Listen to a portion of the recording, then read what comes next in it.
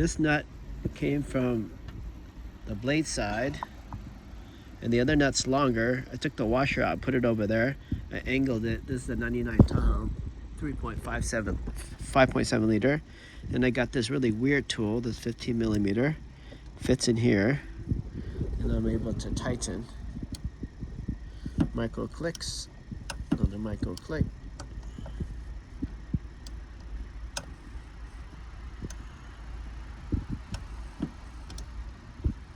All right, I'm in. So this thing perfectly fits. See, now I got power. Now I'm disconnected. And it's definitely below the hood line. Wow, hopefully this thing passed the test of time. All right, one more little click, and then hopefully we'll be all good. There we go. One more micro click. And that's it. Any more, that battery post will probably break. All right, it feels solid rock.